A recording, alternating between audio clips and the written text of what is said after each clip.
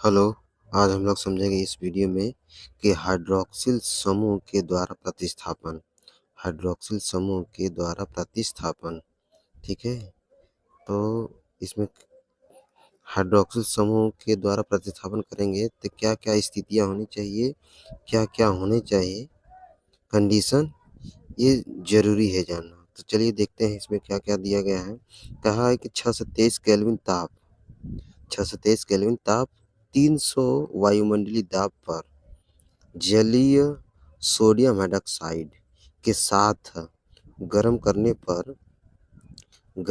पर क्लोरोबेंजीन को फिनॉल में परिवर्तित कर सकते हैं। यानी कि ये क्या है, सोडियम हाइड्रॉक्साइड है। टेम्परेचर कितना है, 623 केल्विन है, और दाब कितना है, 300 एटीएम है, ठीक। और साथ में एसिडिक मीडियम लिया गया है, H+। तो ये सारा कंडीशन लेने के बाद, ये सारे कंडीशन इस पर अप्लाई किया जा रहा है क्लोरोबेंजीन पर, तो ये हमें क्या बना कर दे रहा है, फिनॉल बना कर दे रहा है। लेकिन समस्या ये है कि ये कैसे बनेगा, ये कैसे बन रहा है, थोड़ा इसको भी देख लिया जाए मैकेनिज्म के माध्यम से। तो इसकी क्रियाविधि क्या होती है ना, कि इसमें जो एक क्लोरोबेंजीन है, ये क्लोरोबेंजीन Cl, यानी कि क्लोरोबेंजीन, और इसमें जो NaOH है, NaOH का जो OH- है, ये न्यूक्लियोफाइल की तरह अटैक करेगा किस पर, जहाँ पर जिस पर क्लोरीन लगा हुआ है, जिस पर क्या लगा हुआ है, जिस कार्बन पर क्लोरीन लगा हुआ है उसी पर जाकर ये क्या करेगा, अटैक करेगा। जैसे अटैक करेगा तो ये वाला जो पाई बंद है ये खुल जाएगा इधर की तरफ। तो जैसे ही खुलेगा तो अब स्ट्रक्चर कुछ इस तरह से बनता हुआ दिखाई देगा, इस तरह से। यहाँ पर तो Cl लगा ही हुआ है, क्या एक्स्ट्रा में जुड़ा था, यहाँ पर आकर OH समूह जुड़ गया है, और यहाँ पर क्या आ गया, निगेटिव चार्ज आ गया। अब फिर से ये निगेटिव चार्ज क्या करेगा, डीलोकलाइज होगा, यहाँ पर रेजोनेंस करेगा। जैसे रेजोनेंस करेगा तो अगला पाई बंद टूट कर पैरा वाला पोजीशन पे आ जाएगा। तो कुछ इस तरह से बनता हुआ दिखाई देगा, ऐसे। यहाँ पर निगेटिव आ जाएगा, ठीक है, और यहाँ पर एक डबल बंद आ जाएगा, और यहाँ पर क्या जुड़ा है, Cl जुड़ा है इस वाले कार्बन पर, और क्या जुड़ा है, एक OH समूह जुड़ा है, ठीक है। तो अब फिर से ये डीलोकलाइज होगा, यानी कि फिर से रेजोनेंस करेगा ये निगेटिव चार्ज, तो ये वाला खुलकर यहाँ पर चला आएगा।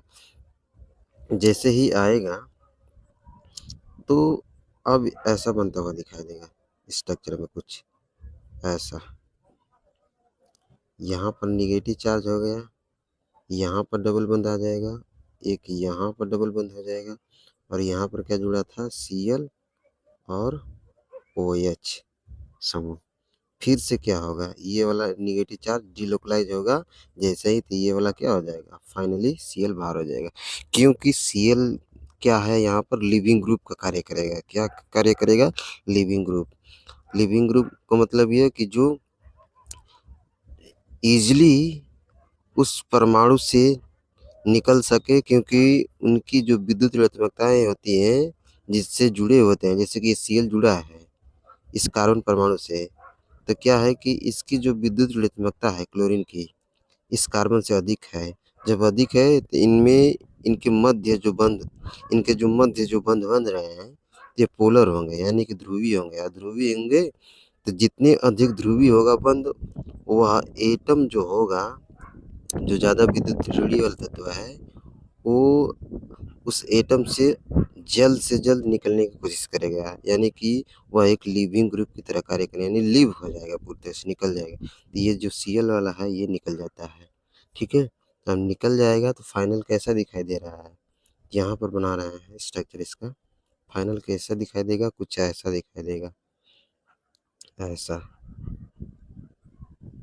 यानी कि यहाँ पर था ना, इसका तो इसका एक पाई बंद यहाँ पर आ जाएगा, दूसरा यहाँ पर, तो एक यहाँ पर आ गया, दूसरा यहाँ पर है, तीसरा यहाँ पर है, और इस पर क्या जुड़ा रह जाएगा, OH। और क्या निकल गया, Cl माइनस बाहर की तरफ निकल गया, लीव हो गया।